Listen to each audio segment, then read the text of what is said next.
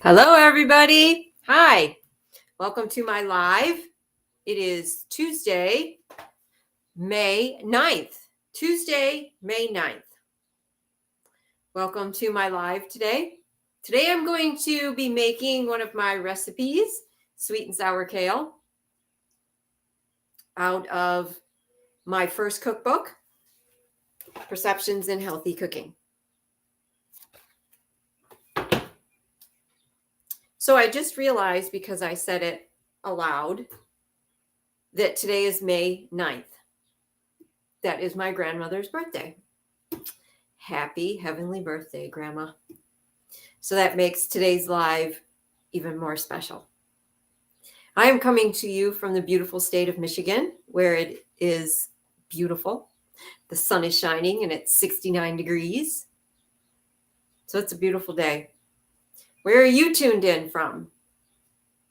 If you're watching the video, leave a comment and say hi. I am Chef Val. If you are new and you haven't met me yet, my business name is MacroVal and my website is macroval.com. I have been teaching healthy, whole foods cooking classes since 1997. I'm the author of 6 cookbooks. I do cooking classes on a regular basis. I offer lifestyle counseling where I can help you overcome any health challenges that you have. And I also do this live once a week, every Tuesday. I host a radio show. And I also have a blog, which I'm going to be mentioning here in a few minutes. So I set up to go live on Facebook and YouTube.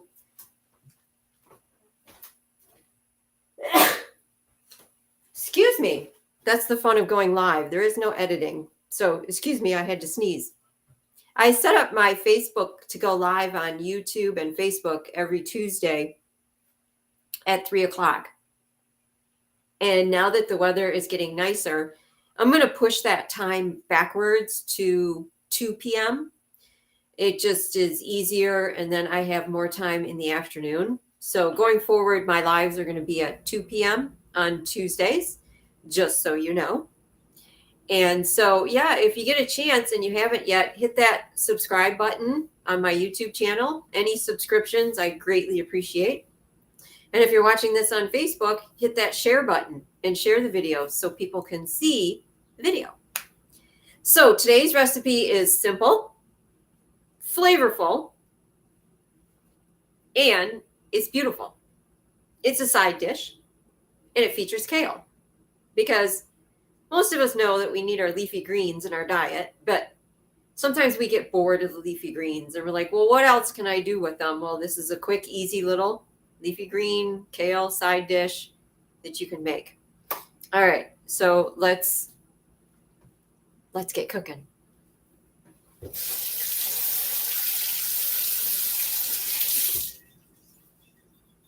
All right, so the first thing that we're going to put in this dish is actually an apple.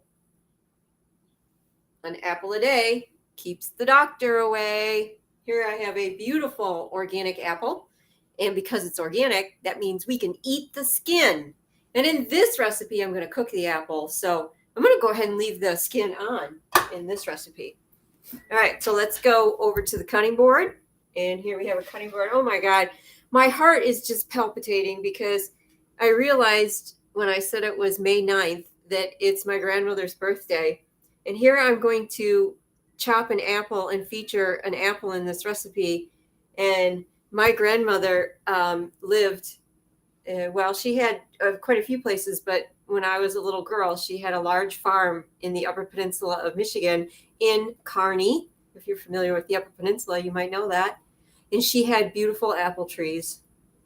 She had different types of apple trees, and she could identify those apples. Now, when I was a little kid, I probably didn't notice or care. But as I got older, I would go up there and I would pick these apples with my grandmother. I made applesauce and apple butter. And so it was always near and dear to me with these apples. And my grandmother made the best pies ever.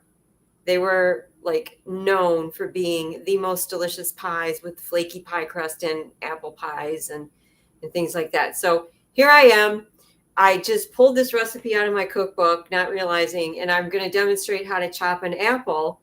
And I was going to reference and talk about my grandmother. And then I went live today. And when I announced that it was May 9th out loud, I realized what today was. So anyways, we're gonna chop this apple, right? So let's get to our cutting board. As always, with the cutting board, we're gonna put a little bit of water on the cutting board first. Fills in the pores of the wood so the wood doesn't absorb the odor or the color of the vegetable you're chopping. Now, again, I'm not going to take the skin off because it's an organic apple. If you want to take the skin off and you want to peel it, that's fine. Now, when I was learning how to cook and chop apples, which, you know, my mom and my grandmother were my first teachers, I remember always cutting the apple right in the middle. And when you do that, you cut right through the seeds. And then you have to dig the seeds out. Okay? I did this almost my whole adult life, just cutting the apple right through the middle. And then it dawned on me, if I cut the apple 4 times around the core, then I don't cut it down the middle and I don't have seeds all over the place. Right? And by the way, my grandmother, I remember her sitting at the kitchen table and she would take a paring knife. She didn't use a peeler. She would take a paring knife and she would do one of those things where you go around like this and you start peeling the apple and the whole peel would be in one piece. I totally remember that. All right. So now I'm going to cut the apple like this. So there's the first cut. The first cut, slightly off center. And then we're going to lay it flat and you cut it again. And then you cut it again and you cut it again. So what I did was I cut it 4 times and I got a square core out of there. And then each one of these pieces are from chopping it. Now for this recipe, I want the apple to be cut in thin slices. It's not that important really, the shape of it, because the apple, once it cooks, will become nice and soft. So as long as I've got the apple in, oops, there's a little piece of a seed there. As long as I have it in thin slices, I'm doing really good. Okay, like so. Sometimes it's easier to chop through the flesh before you chop through the skin. Like so. I'm going to cut this one in half. I'm going to chop it like so. Oh, we lost a piece. Oh, well. All right, so who here likes apples?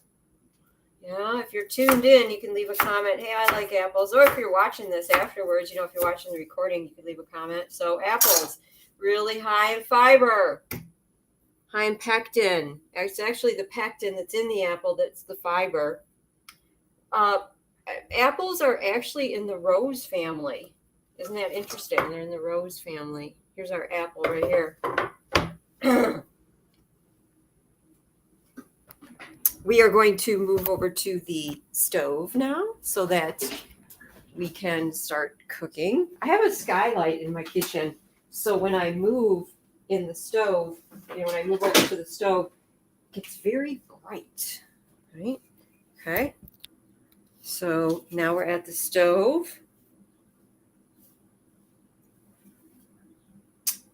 Get yourself a relatively large pan. You don't need it to be huge, but we're going to put a whole bunch of kale in there. And kale, when you chop it up, is really big, but then it cooks down. So this is, let's see, how many quarts is this? I didn't check, but I bet this is three, maybe 4 quart pot would be good for you to do.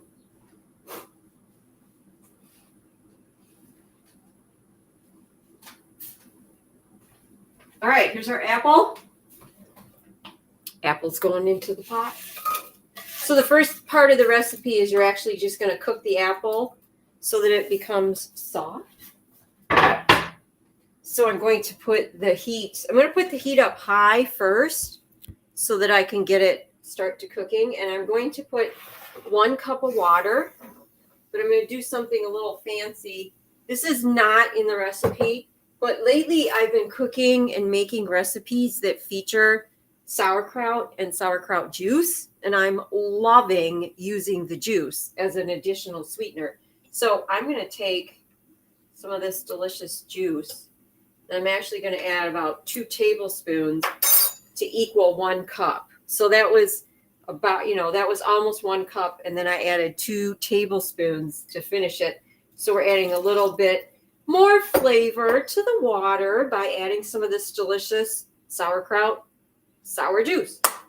And then we're going to take a 1/2 teaspoon of sea salt, and we're going to put that in there too. We're going to start the apple cooking process going there. As soon as this gets to a boil, I'm going to reduce it to a low simmer, and I'm going to cook this for about 7 minutes for the apple to get soft. Now, over here on the stove, right before I went live, I was cooking a pot of brown rice. It's just done, all that steam. Brown rice is not part of this recipe here today. I just happened to be cooking before I went live, and here's my beautiful brown rice in my pot. Now, brown rice, if you've come to any of my cooking classes or watched any of my videos, you know that's my #1 favorite food. And in fact, tomorrow I am teaching a cooking class. This is a fantastic cooking class. It's 3 complete meals featuring brown rice. So I start with brown rice, and I wanted to make them quick and easy for you. So I figure everything that I'm putting in these meals, you probably already have in your kitchen, like common vegetables and seasonings and things like that. So each one of these recipes is your sit-down meal, okay? Don't try and make all 3 of these recipes in one time, like I'm going to do in the class, because I want you to have these 3 unique, quick recipes. Let's see. One of them features tempeh and a zucchini garlic sauce. One of them is mushrooms, and it's a carrot sauce. And then the last one is actually a salad with lettuce, brown rice, and that one has sauerkraut in this amazing new sauerkraut dressing with sauerkraut and mustard. It's my new favorite. Well, I call it a sauce, but it's my new favorite dressing. It's sauerkraut and yellow mustard, and I love it. There is still time to sign up for this class tomorrow, May 10th.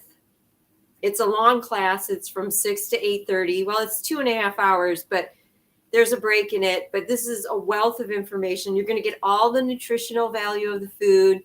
These are going to be recipes that you're going to love so much you're going to make over and over and over again. Again, quick, easy meals. They cover complex carbohydrates, protein, and fat.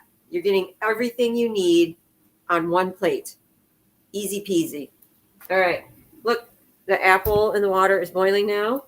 I'm going to turn this down to low, put a lid on it, and I'm going to set the timer for 7 minutes because we want that apple to be soft. 7 minutes, go. All right. So we have 7 minutes to cut up the kale. Can you cut up a bunch of kale in 7 minutes? Well, I have been chopping kale for 30 years. So I have no problem chopping a bunch of kale in 7 minutes. You just wash my hands there. I touched my cell phone, which is not a good thing when you're in the kitchen because you know it's full of germs. So I forgot to mention that that class tomorrow with the 3 meals is both in person and virtual. So I'm in Westland, Michigan.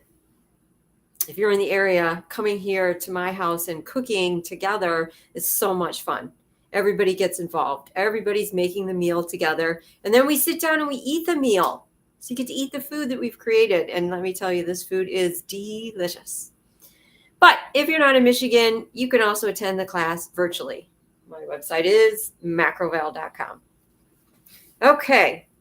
kale. So wouldn't you know it, I chose this recipe to do my live, and then I went to the store to get me some organic kale, and they didn't have any.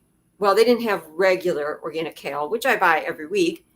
And I asked the people working in the produce section, "Oh, you don't have kale?" They're like, "No, we didn't get any yesterday or the day before either." I'm like, "Okay, chances are, so if I come back here tomorrow," this was yesterday that I was shopping, "I'm not gonna have organic kale." So what did I do? Well, I bought a couple different options that I'll show you. I got purple kale. The name implies, see the leaf is, the stem is purple. Purple kale. There you go. And I also got baby kale. This kale comes packaged and it's already washed, and it's what they call baby kale. This one actually is more tender. Okay. There's also another type of kale called dino kale. They didn't have any at the store. And regular kale would look just like this, only it wouldn't have a purple stem. So the recipe calls for 1 bunch of kale. So this is approximately 1 bunch. But you know what I'm going to do? I'm probably going to throw some of this baby kale in there too, because it's lighter and softer, and I think it's I actually like it a lot. So we'll do a combo here. All right. So how are you going to chop this kale? Yeah, I know some people cut the stem out of the kale, right? I'm not going to cut the stem out of the kale. It's I find that if you leave the stem in and you cut it in small enough pieces, it all cooks evenly, and there's no reason to cut out the stem. I am, however, going to take this bottom part. I don't know if you want to call that 3-4 inches. Now that part of the stem is thicker. I'm going to take these green pieces though. And what am I going to do with this? I actually do save this. If the stem is good and looks pretty good, that's my garbage bowl, but I will save that stem like so. So I actually do more than 1 leaf at a time. Again, here's my stem. I always cut the very end off because it's been sitting in the store for a long time. It's dried out, and I save the stems there. Now what I do is I lay 2 leaves right on top of each other, cut it in half so it's easier to work with, and then I'm going to cut this one in half like so. And I fold it over. Did you see what I did? All right, so I'm in half, and then I fold it over like so. I'm going to cut it again. I'm just cutting it into smaller pieces so then I can do like a diced effect. And then my pieces are like chopped pieces. And kale, these pieces will actually shrink when they cook. All right. So let's go with a little more chopping here. Now, eventually this kale is going to go in the pot, and then it actually has to cook for 10 minutes. So there's going to be 10 minutes here in a few minutes where I'm going to be able to go over the nutritional value of kale for you. And I have some great information for you. So stay tuned for that. But I want to get this chopped so that it's ready to go. Again, oh, there was like a slimy piece of kale there. We'll get rid of that. Cut it in half like so. So the purple kale, that purple color, means that there's a little more sulfur in this kale. And that sulfur is actually very good for your heart. It's naturally occurring in the vegetable. It's what gives it that purple color. So it would be the same with purple cabbage or a purple onion. That's what it would, that purple color is it. All right. So I don't know. I kind of wanted to do some of that baby kale too. So now 1 bunch of kale is going to give you approximately 6 cups. It might go a little bit overboard, like 7 cups or 8 cups, but yeah, maybe 8 cups. Maybe I'll give you an estimate. 1 bunch is going to give you 8 cups. I think that's a little more accurate. Although it's kind of confusing because when you go to the store, when kale is in season, they make the bunches at the store larger, right? And then now when kale is at the end of the season, because we're in springtime right now, the kale bunches are getting smaller and smaller. So we're going to estimate to be about 8 cups is what I'm going to say for the recipe. Now, when I work with the baby kale, I line them up like this, and I cut off the stem. And if the leaves are relatively big, I'll probably, especially for this recipe, I'm going to chop them into 4. Go like that. And again, the baby kale is immature kale that has not gotten big. And so it's actually softer. And what's the flavor like? Well, I think the flavor is a little less bitter in the baby kale also. Okay. Oh, that's the timer for 7 minutes. All right, let me see what we got over here with the apples cooking. Yeah. All right. We need to add this kale ASAP. So let's get chopping here. I've been busy talking to you, and now I need to get this kale here. We just need a little bit more of this baby kale here. Equal about 8 cups. Hey, if you're watching this video and you find that the information is of value and you like it, please hit the subscribe button and please share and tell your friends about this. Okay, greatly appreciate that. Now, this is relatively new for me. I think I started 2 months ago going live on Facebook and YouTube. So I'm trying to build up an audience here and get people watching. That would be great, because when you comment or ask questions, it's interactive, and it's like we can communicate live, together. It's awesome. So now we have 8 cups. I just want to finish that up. We got to get this into the pot so it can start cooking. Bring this over to the stove.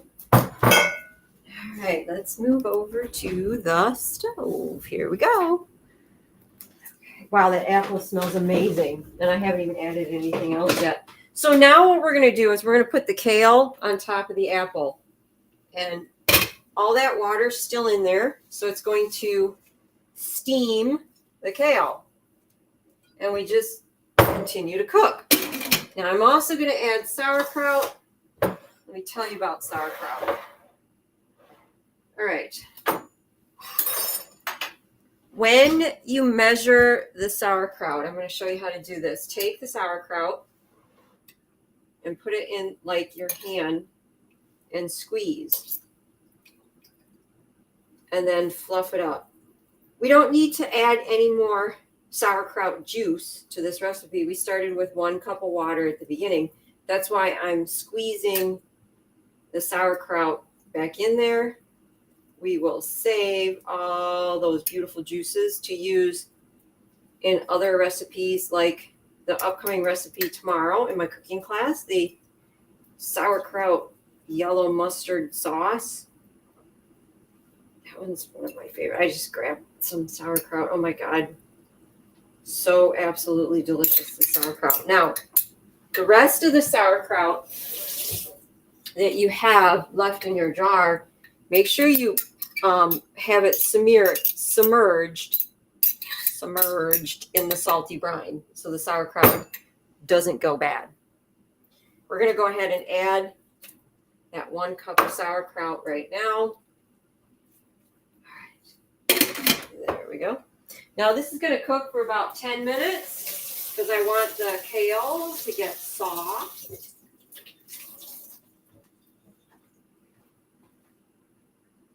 I'm washing my hands. I'll be back there in just a moment. All right. You can leave this on like a low to medium temperature. I'm going to crank it up just a little bit because I'm live and I want this to get done quickly. All right. Setting the timer for 10 minutes. All right, so if anybody is watching the video, please share the video. Let other people see what's going on and how things are going. And the more people that see the video,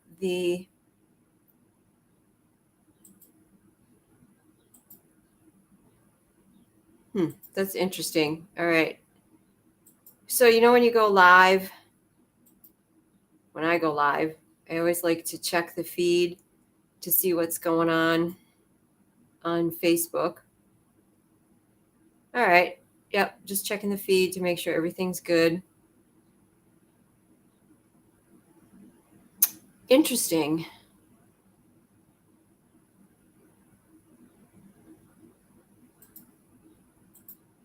All right. So now is the portion of the live where I'm going to tell you the nutritional information of the food that's cooking.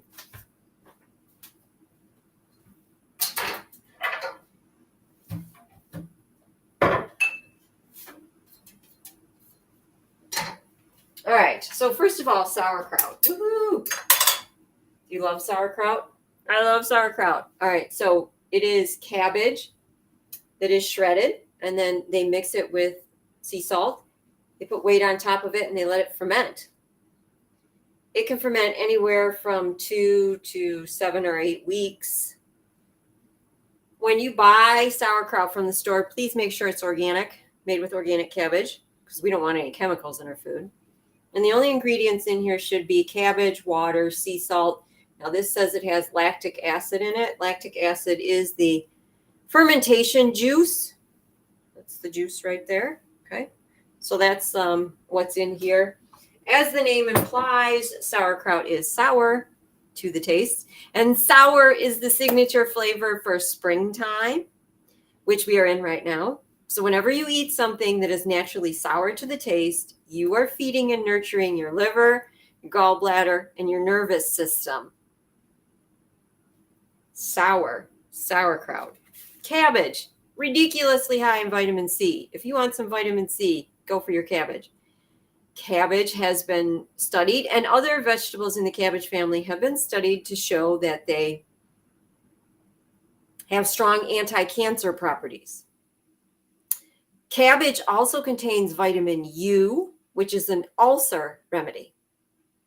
Now, when you ferment the cabbage and you make sauerkraut, you are creating enzymes, amino acids, lactic bacillic acid.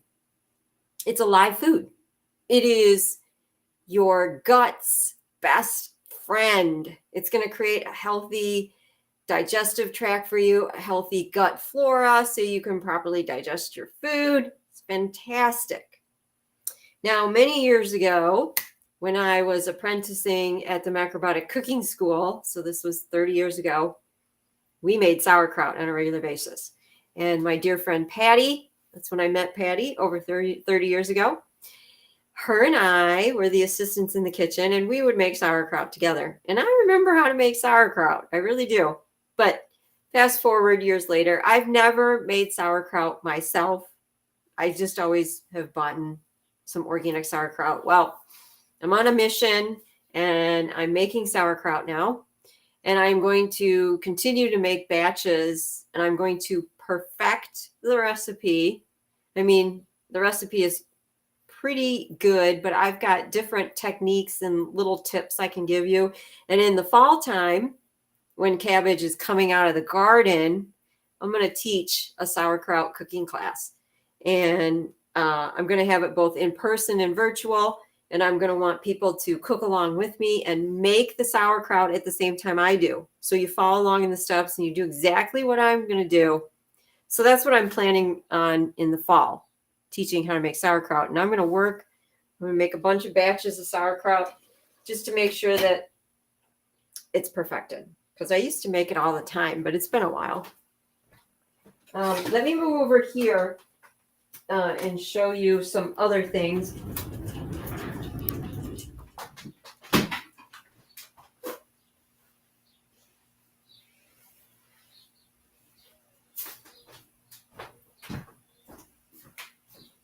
All right, so earlier when I was chopping the kale, I saved some of those stems, and I told you I would tell you what I'm going to do with the stems later. So here's what I do with the stems.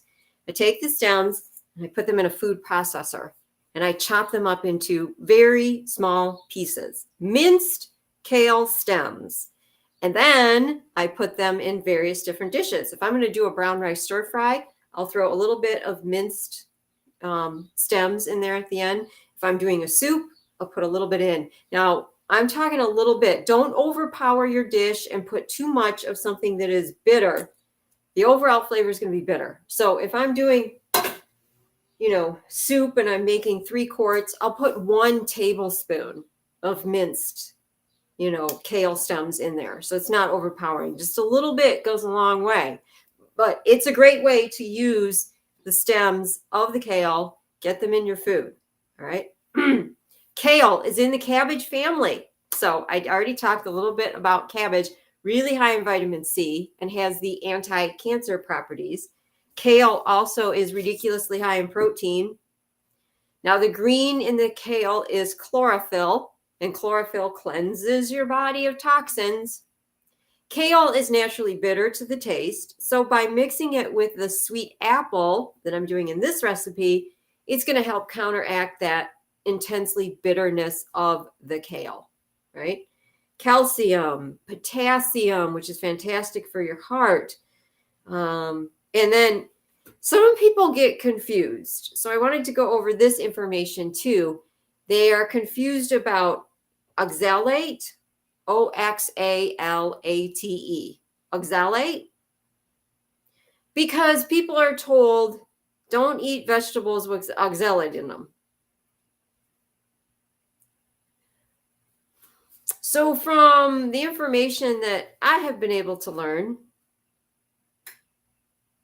that is not a true statement. And they also go into detail that if you eat foods with oxalate, then they're saying that it tends to lead to kidney stones, or if you already have kidney stones, it can make them worse.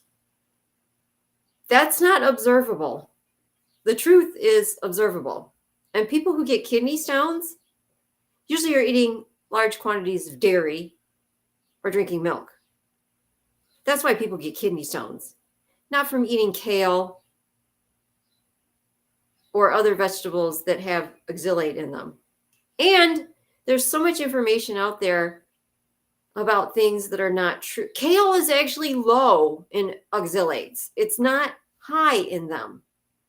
I don't know if people get confused. And if you are at all concerned about these oxalates, cook the food. It changes the oxalates dramatically, okay? By boiling them or steaming them, which is what we're doing to the kale right now, the oxalates are dropped up to 78%. I think maybe the problem might be if you have a situation like this, you might be eating kale raw. I know kale is put raw in salads in some instances. I never eat kale raw unless I'm at a function where there's a salad served, and being vegan, salad is the only thing I can eat, and there's some little pieces of kale in there. I will eat kale raw. Otherwise, it's in the cabbage family. You should not eat vegetables in the cabbage family raw. That means cabbage, kale, collards, cauliflower, broccoli. Don't eat them raw. They're really hard to digest. Steam them. If you want to eat cauliflower and broccoli on your veggie tray, lightly steam them. They're very hard to digest. Hi, Colette. Hi. Thanks for tuning in. Glad you're here. So if you're at all concerned about oxalates in the food, I really don't think you have anything to be concerned about unless you have a specific health issue. Of course, some people have specific health issues, and I'm not dealing with that. I'm dealing with people who have a pretty good health, and they've been told or informed that these oxalates could lead to kidney stones. That's not observable. You don't observe that. I have been eating kale for over 30 years. Again, in small quantities. I don't overeat things. So many people, I think, have a tendency to overeat things. They find a food that is really good for them and they go, oh, I'm going to eat this everywhere. And whoops, that's the timer. And you want to eat small quantities. Oh, say Colette says, I do not like kale, but I thought I'd tune in anyways. It's nice to see your face. Well, thank you, Colette. It's nice to see your face too. Guess what? You could do this recipe with collard greens. You could do it with turnip greens. You could do it with bok choy. You could do it with regular cabbage. So have I hit anything else that maybe you like besides kale? I don't recommend spinach. However, spinach is a nightshade vegetable. I do not cook with nightshade vegetables. Nightshade vegetables have toxins in them. They are acidic, and they can, in some instances, lead to arthritis pain. Those are nightshade vegetables, so I don't cook with spinach. So I can't recommend doing this recipe with spinach as a substitute. But you could use other vegetables, other leafy green vegetables. I think cabbage as a substitute in this. You could just chop the cabbage up and you could make this recipe with cabbage.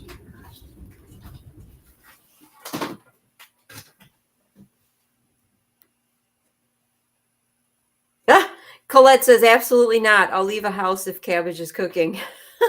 Well, everybody's different. Everybody has different tastes, you know. Some people are just not a fan of cabbage, and I totally understand that.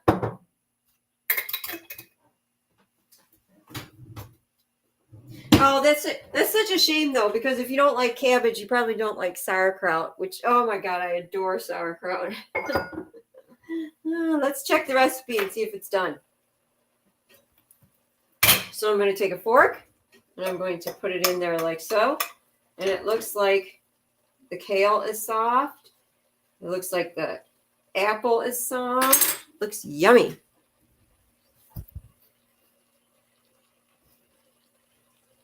I'm fussy, but you never know. I may learn something new here. Yeah.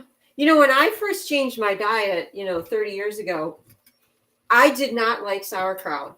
I couldn't eat it. It was so intensely sour. I would put it in my mouth and I'd go, "Ooh, I can't eat that. I can't eat that." And somebody told me, and I still use this trick to this day, if you take sauerkraut and you put yellow mustard on the sauerkraut, somehow from, I think, the vinegar in the yellow mustard, it makes the sourness of the sauerkraut not so intense. So 30 years ago, the only way I could eat sauerkraut was to mix it with mustard. Now, my tastes have matured and changed since then, because that's what happens when you start eating healthy, whole foods from Mother Earth. You're not getting the intensely sweet and the intensely salty food, which messes with your taste buds. And now I can eat sauerkraut right out of the jar, and I absolutely love it. So your tastes do change. But that's my trick with the sauerkraut, if you can't eat it, to put yellow mustard on it. All right, let's mix this all together. Oh, this looks beautiful. Smells amazing too. So, like I said, it's three or four. So it's apple, kale, sauerkraut, and sea salt. That's it. 4 ingredients, and you have a side dish. Now, you can eat this right now. You can, if you're not going to eat all of it, you can put it in the fridge, save it for the next day. This would also taste really good on top of either brown rice, which I just cooked, or millet, because you've got a lot of natural juices here in the bottom of the pot, and those natural juices will season the whole grain very nicely. You could also, beans, if you had some beans in your fridge, pinto beans are my favorite, but you could serve this on top of beans too. It has the sweetness of the apple and the sourness of the sauerkraut and the bitter of the kale.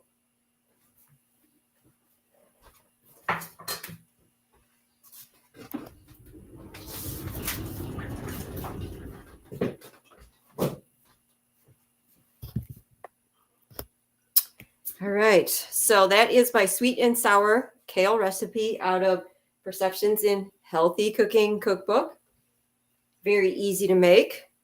I hope you get a chance to make it. If you are watching this video on a replay, You still have the opportunity to share it with friends because I greatly appreciate you sharing it and so that the information gets out. Go to my website, macroval.com. I have lots of different ways that you can learn this week. Let's see, tomorrow I'm teaching the cooking class from 6 to 8:30, and you can either attend virtually or live. 3 complete meals featuring brown rice, and each one of them has all the nutrients that you need, and they're quick, they're easy, and that's the whole purpose of the class.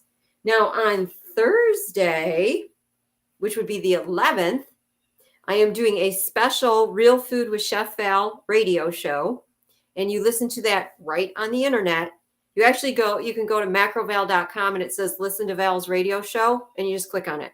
So at 1:00, it'll be live. You can listen live or you can listen to the recording. I am interviewing Vicki Brett Gock.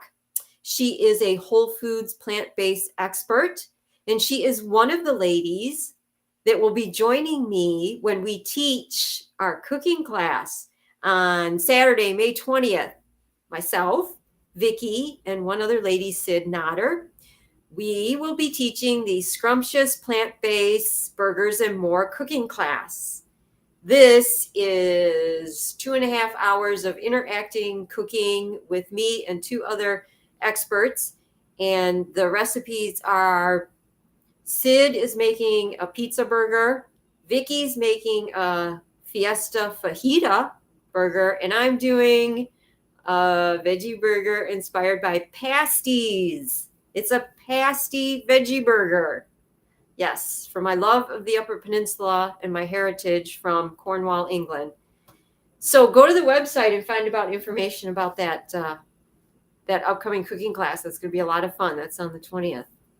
So thank you all for tuning in on this very, very special live, being that it's May 9th, my grandmother's birthday. I featured an apple in the recipe in honor of her. All right, so I will see you next Tuesday. I'm going to start going an hour earlier, so it'll be Tuesday at 2:00. And I have not figured out the recipe yet. I will do a recipe. If you have any suggestions, go ahead and leave a comment on a recipe you might want to see me make in the future. All right, thank you so much. Remember, get in the kitchen and cook healthy.